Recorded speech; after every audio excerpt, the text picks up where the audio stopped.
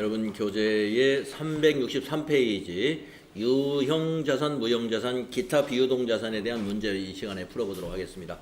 자, 1번 문제 보겠습니다. 유형자산에 대한 설명으로 옳은 것은 이랬는데요. 유형자산에 대해서 우리 잘 공부했죠. 기업이 보유하고 있는 토지, 건물 등의 자산은 기업의 보유 목적에 상관없이 모두 유형자산으로 분류한다. 틀렸네요. 보유 목적이 투자를 목적으로 했다면 유형자산이 아닙니다. 유형자산이라는 것은 영업에 사용할 목적으로 보유하고 있는 유형의 자산이죠. 1번은 틀렸어요. 2번 유형자산을 취득한 후에 발생하는 모든 지출은 발생 시 비용 처리한다. 이것도 틀렸네요. 우리가 유형자산을 취득한 후에 발생하는 지출에 대해서는 두 가지로 나누어지죠. 자본적 지출, 자산 처리하는 지출과 수익적 지출, 비용 처리하는 지출로 구분이 되더라. 그래서 2번은 틀렸다. 3번 판매와 관리 활동과 관련된 유형자산의 감가상각비는 판매비와 관리비로 분류한다. 맞았네요. 3번 판매와 관리 활동에 쓰여지는 유형자산의 감가상각비는 당연히 비용이니까 판매비와 관리비로 가야 되겠다. 4번 유형자산의 감가상각 방법은 모두 감가상각 대상 금액을 기준으로 상각률을 곱하여 계산한다. 모두가 아니죠. 상각률을 곱하는 방식은 정률법에서만 상각률이라는 걸 사용을 합니다. 다음에 2번 문제. 다음의 분계가 일어날 수 있는 사건으로 옳은 것은 이랬습니다. 자, 분계가 어떤 분계인가요? 차변의 기계장치네요. 기계장치를 샀다는 거겠죠? 대변의 현금이네요. 네, 현금으로 샀구나. 네. 2번이네요. 답은 2번이다 이거죠. 다음에 3번 문제 보시면 다음 설명의 가와 나의 내용으로 옳은 것은 이랬습니다. 건물을 정상적인 영업 과정에서 판매할 목적으로 취득하면 건물을 판매할 목적이면 부동산 매매업을 하는 사업자죠. 예. 그래서 여러분 판매할 목적으로 취득한 자산을 무슨 자산이라고 그래요? 유형은 사용할 목적이고 재고. 그래서 재고 자산으로 가야 되고요. 가는.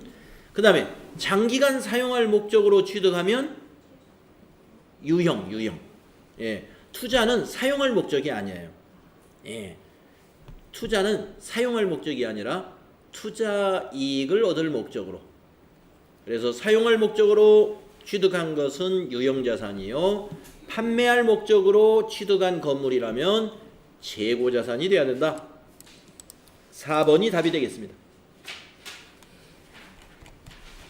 다음에 4번 주식회사 한공은 자동차 판매를 주업으로 하는 주식회사 대한으로부터 영업용 자동차를 100만원에 취득하고 3개월 어음을 발행했다. 이러한 거래가 두 회사의 재무제표에 미치는 영향으로 묶인 것은 이랬습니다. 네, 분계를 한번 써봅시다. 네. 분계를 써놓고 판단하는 게 가장 확실해요. 자, 지금 주식회사 한공의 경우로 한번 분계를 해보겠습니다. 이 경우 주식회사 한공은 어떤 회계 처리를 하는지 볼까요? 자, 한공이라는 회사는 자동차 회사는 대한이구나. 한공은 자동차 판매를 주업으로 하는 대한으로부터 영업용, 그러니까 한공이 영업용 자동차 를 100만원에 취득을 합니다. 100만원에 그냥 자동차를 샀어요. 영업에 사용하려고. 예. 그러면 한공에서 자동차를 뭐 영업부에서 쓰려고 샀다 이런 얘기가 되겠습니다. 그러면은 차변에 차량 운반구, 우리가 유형자산의 차량 운반구라는 거 있죠? 네. 100만원에 샀대요. 그리고 돈이 없었던 모양입니다. 이게 지금 내용을 읽어보니까 영업용 자동차를 100만 원에 취득하고서 3개월 만기어음을 발행해서 주었대요. 자동차 회사에다가 3개월짜리 만기어음을 우리가 이제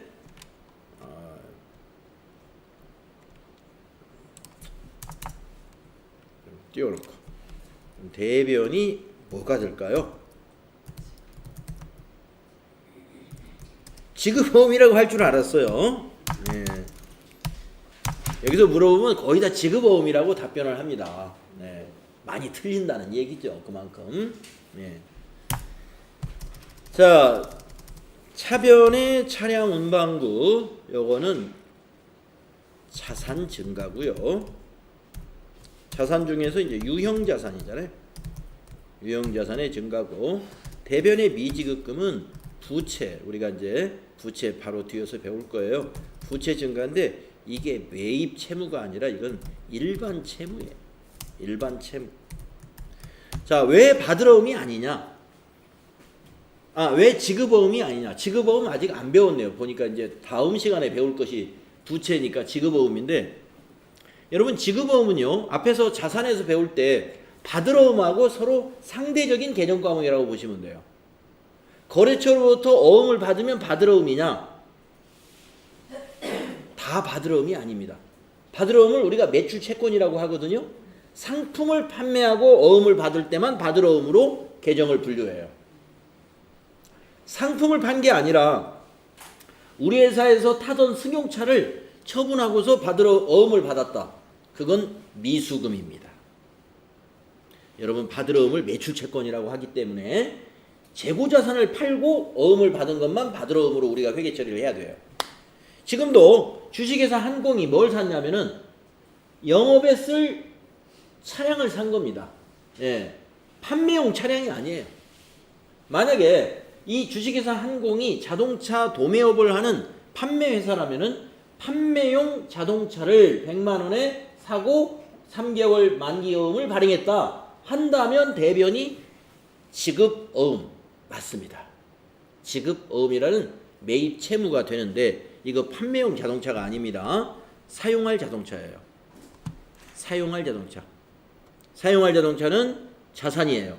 차량 운반구라는 자산, 재고 자산이 아니라. 그래서 차량 운반구라는 유형 자산이기 때문에 이것을 사고 어음을 지급하면 그냥 미지급금. 미지급금 잘 알아두십시오. 일반 채무예요. 자, 그러면 이제 반대 회사. 자동차 회사가 주식회사 대안이네요. 보니까.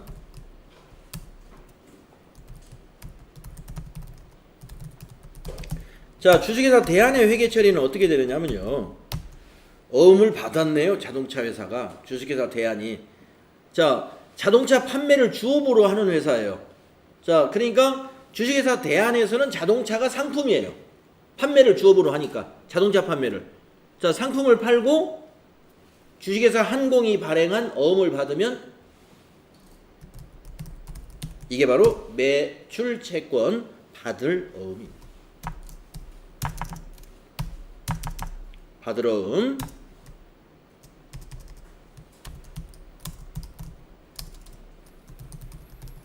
자산 증가인데 이게 매출채권의 증가예요. 매출채권이라는 자산이 증가하죠. 자, 그럼 대변에 어음을 그냥 받은 게 아니라 뭘 팔았어요?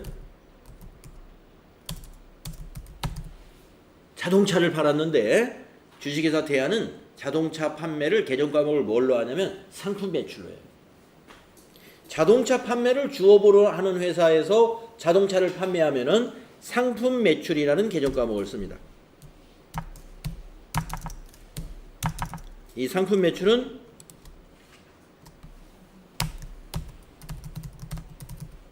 영업 수익입니다. 영업을 통해서 얻어들인 수익. 그래서 수익 발생은 대변에 기록하죠. 우리 거래의 판료소에 의해서. 그래서 대변에 상품 매출. 그래서 지금 아직 안 배운 것들이 여기 등장해요. 상품 매출도 우리가 수익에서 배울 건데 아직 안 배웠고, 미지급금도 이제 부채에서 배울 건데 뒤에 나올 거예요. 네. 그래서 여기서 물어본 것은 뭘 말하냐면은 이러한 거래가 두 회사의 재무제표에 미치는 영향이 어떻게 되느냐. 그러면 그 영향은 이걸 알면 영향을 아는 거예요. 항공에는 이런 영향을 주고 대안에서는 이런 영향을 주는 거예요. 네. 자, 그러면 이 분계를 놓고 답을 찾아봅시다. 자, 1번은 주식회사 항공은 유형자산이 증가한다. 맞았네요. 주식회사 대안은 매출채권이 증가한다. 맞았네요. 매출채권 증가. 그러면 답은 1번입니다. 답이 1번이에요. 그러면 2번은 주식회사 항공이 재고자산이 증가한다. 재고자산, 주식회사 항공의 재고자산은 여기 없습니다. 주식회사 대안의 유형자산이 감소한다. 네. 해당되지 않죠? 네. 3번 주식회사 항공의 미지급금이 증가한다. 맞았죠? 미지급금이 증가하죠. 부채 증가. 그런데 대안은 미수금이 증가한다. 미수금이 아닙니다. 대안의 입장에서는 미수금이 아니라 바드러움. 이거는 상품을 팔았기 때문에. 대안의 입장에서는 상품을 팔았기 때문에 미수금이 아니라 바드러움이 되는 거예요. 어음으로 받았으니까. 그 다음에 4번은 주식회사 항공의 재고자산. 재고자산이 아닙니다. 주식회사 항공이 사들인 이 자동차는 영업용 자동차예요. 영업에 사용할 자동차다 이거죠. 그렇기 때문에 재고자산이 아니라 유형자산입니다. 유형자산. 1번이 답입니다. 이 분계 가능해야 돼요.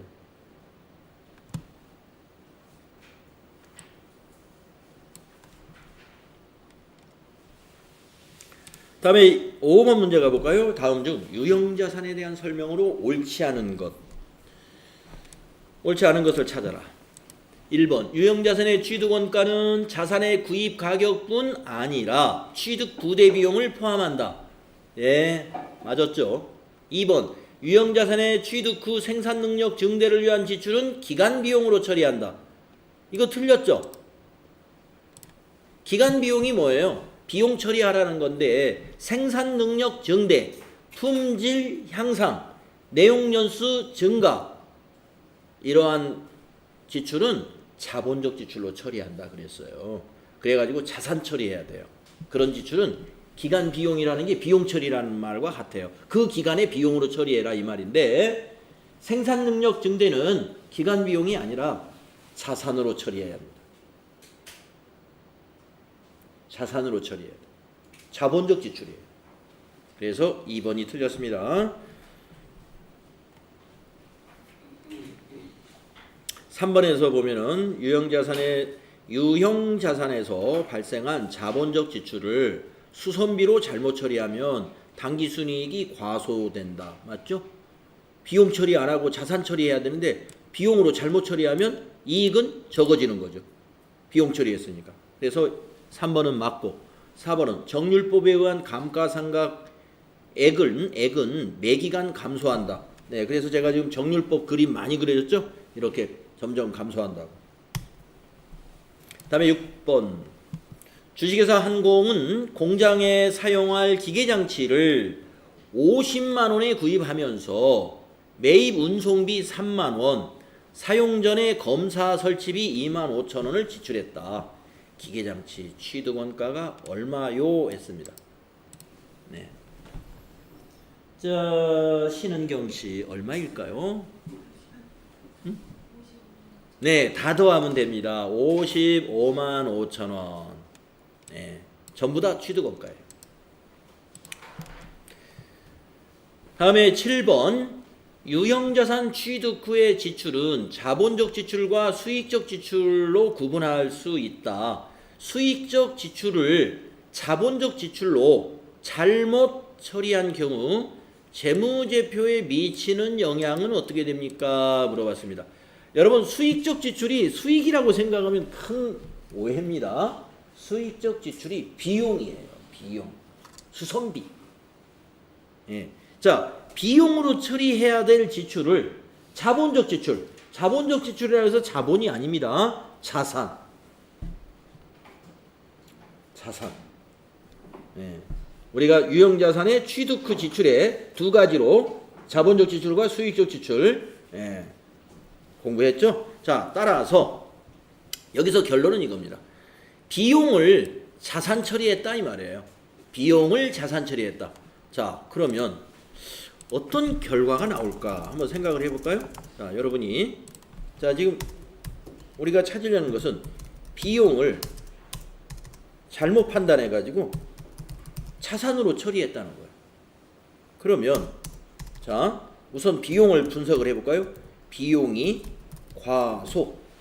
비용 처리할 걸 자산 처리해버렸으니 비용이 적게 나타나겠죠. 자, 비용이 적어지면요, 연쇄 반응을 일으킵니다. 수익이 커집니다. 수익은 반대로 가요. 비용하고. 자, 수익이 커지면 결산 때 그 당기 순이익이 자본으로 간다는 거 아시죠? 그래서 기말 자본까지 영향을 줘서 수익이 과대한 만큼 자본도 과대해집니다. 이렇게 비용과 수익은 세 가지의 연쇄 반응을 일으키는 겁니다. 자, 그러면 이제 이쪽에 자산을 얘기해 보겠습니다. 자산 처리하지 말아야 될 것을 자산으로 처리했으니까 자산만 커지고 끝이에요. 자산이 그냥 커질 뿐이에요.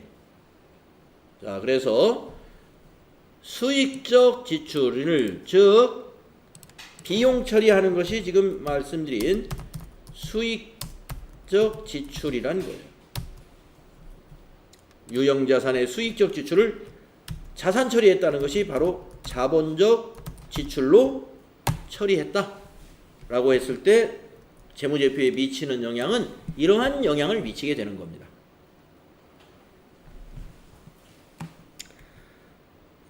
자, 그래서 미치는 영향을 찾아보면 이 과소 틀렸죠? 수익이 과대가 됩니다. 자본이 과소, 자본이 과대하게 나오죠. 부채 과대, 부채는 전혀 관계가 없고 자산의 과대. 4번이 답이더라. 왜 자산이 과대인지 이해하시죠? 다음은 8번 문제로 가보겠습니다. 주식회사 한공은 공장 건물에 엘리베이터를 새롭게 설치하고 3억 원을 지급했대요. 이 엘리베이터 설치로 근로 효율이 높아져서 생산성이 증대했다면 3억 원의 지출과 관련된 설명으로 옳은 것. 이게 바로 자본적 지출입니다. 예. 생산성 증대를 위해서 엘리베이터를 놨다면 이거는 건물로 회계 처리해야 돼요. 수선비로 처리하면 안 돼요. 자, 관련된 설명으로 옳은 것. 1번 자본적 지출로 처리하여 공장 건물의 잔고 금액에 포함시킨다. 네, 1번이 정답이에요. 이걸 우리가 자본적 지출이라고. 공장 건물의 잔고 금액에 포함시킨다는 말은 차변에 건물 3억 원, 대변에 현금 3억 원 이렇게 회계 처리해야 된다 이 말이죠. 자, 페이지 넘어가겠습니다. 9번 문제. 주식회사 한공은 2019년 1월 1일 기계장치를 300만 원의 현금으로 구입했습니다. 그리고 12월 31일 1년이 쑥 지났네요. 결산 시 정액법에 의한 감가상각비는 얼마냐? 자, 정액법에 의한 감가상각비 계산 공식 한번 써보고 갈까요? 예.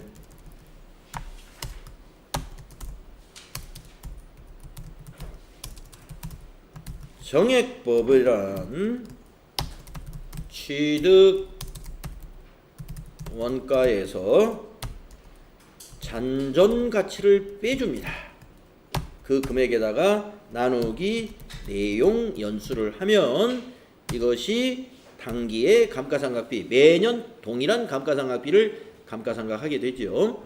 자, 그러면 여기다 대입해서 자, 1월 1일 날 취득 금액이 300만 원이었습니다. 그래서 300만 원 마이너스 잔존 가치가 밑에 보니까 50만 원이라고 괄호에 주어졌어요. 50만 원 나누기 내용 연수 5년이랍니다. 5년간으로 나눠 봅니다. 그러면 250을 5로 나누면 50만 원이다. 그래서 답은 50만 원. 아주 공식만 알면 척척 맞출 수 있죠. 다음에 10번 문제 보겠습니다. 다음의 내용을 참고하여 2019년 12월 31일 차량 운반구의 감가상각비는, 이것도 정액법이네요. 예, 정액법. 자, 그런데 대입을 한번 해볼까요? 자, 10번 문제는 정액법이니까 같은 거예요. 자, 취득 금액을 한번 계산해 봅시다. 자, 19년 1월 1일 날, 1월 1일 날 2천만 원의 차량 운반구였는데 취득세가 200만 원 있었어요. 취득세 여러분 취득원가에 포함해야 되죠? 네. 그래서 취득 금액이 2,200이 됩니다. 마이너스 잔존가치 제로. 나누기 내용연수 5년. 얼마 나옵니까? 2,200만 원을 5로 나눠보세요. 440만 원? 네. 그래서 답이 1번이 답이 되는 겁니다. 네. 다음에 11번 문제로 가보겠습니다. 약간 추운 것 같아서 한번 껐다가. 다음의 내용을 참고하여 2019년 기계장치의 감가상각비는 얼마냐? 자, 이거는 2018년도에 샀어요. 1월 1일 날. 1,000만 원짜리 기계입니다.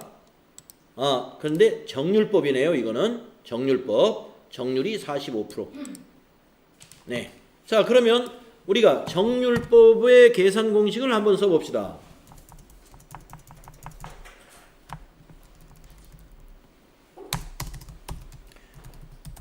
정률법에 의한 감가상각비의 계산 공식은 가로 열고 취득 원가 마이너스 감가상각 누계액 가로 닫고 곱하기 정률 이렇게 계산합니다. 네. 이건 첫 해, 둘째, 세 번째 해 이 금액이 막 줄어들어요. 첫 해에 가장 크고. 자, 물어본 것은 어느 연도를 물어봤냐면 2019년도에 감가상각비가 얼마냐 이렇게 물어봤습니다. 근데 이거는 이 기계를 2018년도에 샀기 때문에 2018년 12월 31일 날 첫 번째의 감가상각을 했을 것이고 이날은 2019년도는 두 번째의 감가상각을 하는 2회차 감가상각비가 얼마냐 이 말이에요. 그러면 우선 첫 해 거를 한번 계산을 해보겠습니다. 첫 해 거라는 것은 2018년 12월 31일 결산대를 말아요. 2018년. 자, 그 당시 취득금액은 1,000만 원이었고 감가상각 누계액은 첫 해니까 제로 없었겠죠. 거기다가 곱하기 정률 45%를 곱해보세요. 그러면 여러분 얼마가 나올까요? 자, 1,000만 원에 45% 계산이 쉽네요. 450만 원이 2018년도의 감가상각비입니다. 자, 그러면 이 문제는 2019년도의 감가상각비를 물어보는 거예요. 자, 2019년도의 감가상각비는 취득금액 1,000만 원 마이너스 여기서는 이제 감가상각 누계액이 이때는 발생하죠. 전년도에 감가상각한 요게 지금 시점에 감가상각 누계액이에요. 그래서 여기서 450만 원이 감가상각 누계액이 된다. 이걸 뺀 것에 곱하기 정률 45%를 해주는 게 2019년도의 감가상각비입니다. 자, 1000에서 450을 빼면은 550입니다. 계산기가 필요할 것 같아요. 한번 곱해보세요. 550 곱하기 45% 한번 해보세요. 얼마 나옵니까?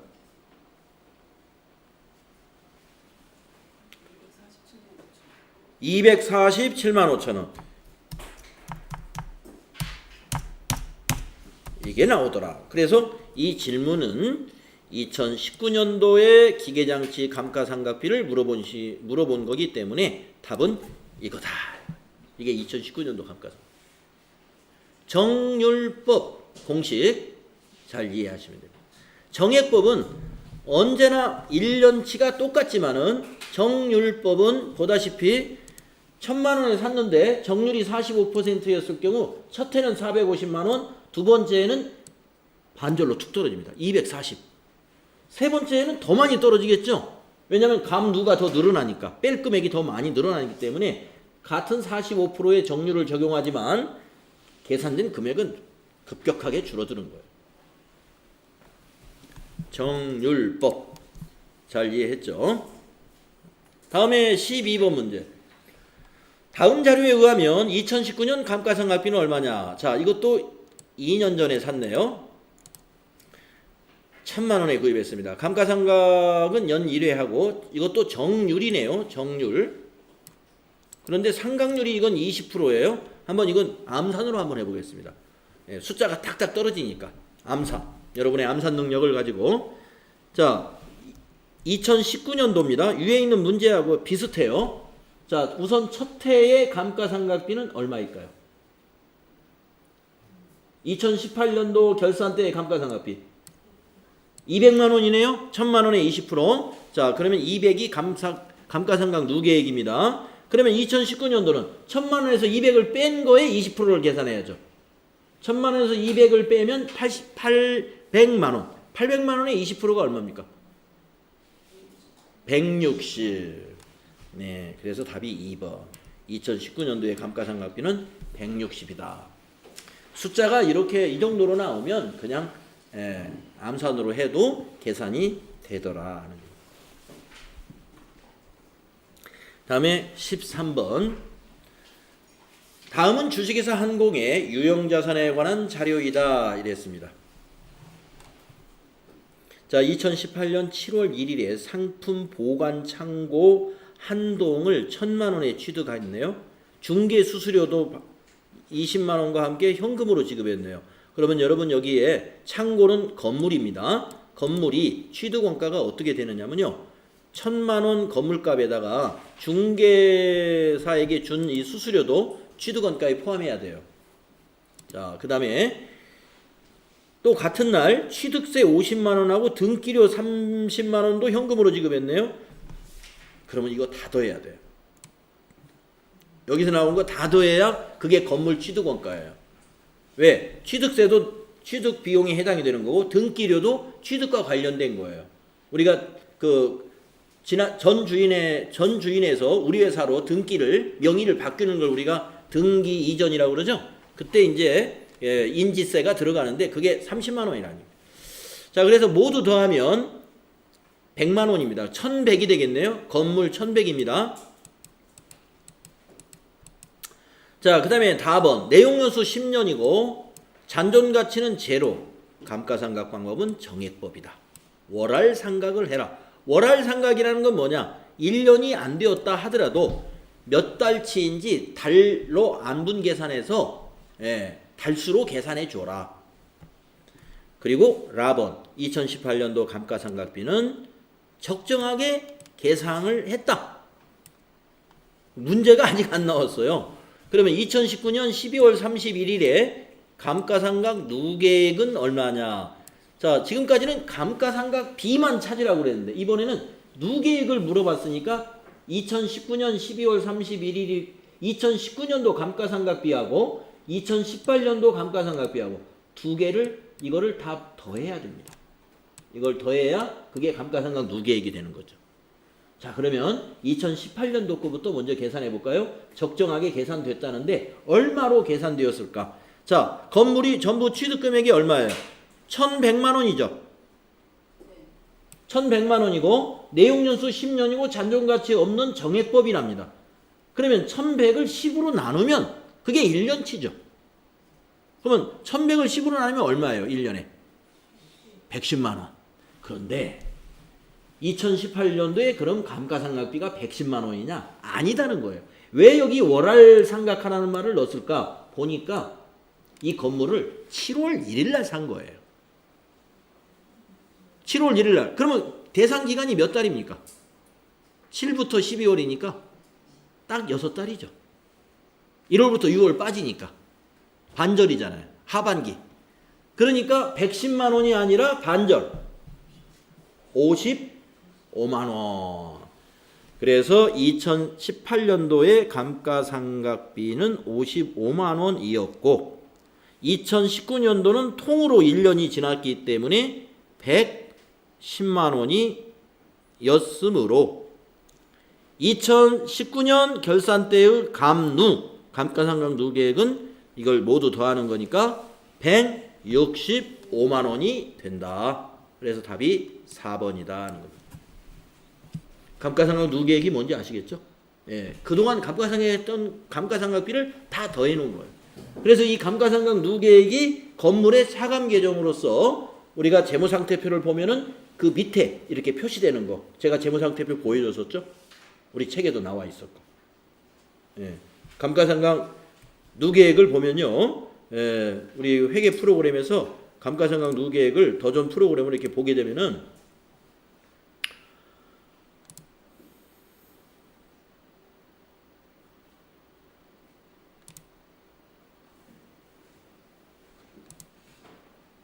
실행이 된 건가? 안 돼.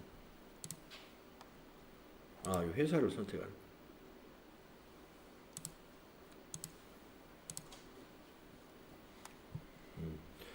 자, 합계전 액수함표를 한번 보여드리겠습니다. 뭐 재무상태표를 봐도 되는데, 자, 12월 31일자 합계전 액수함표에서 유형자산의 감가상각 누계액이 어떻게 표시되는가 보겠습니다. 자, 여기 건물이라고 하는데 이거 확대해서 보여드릴게요.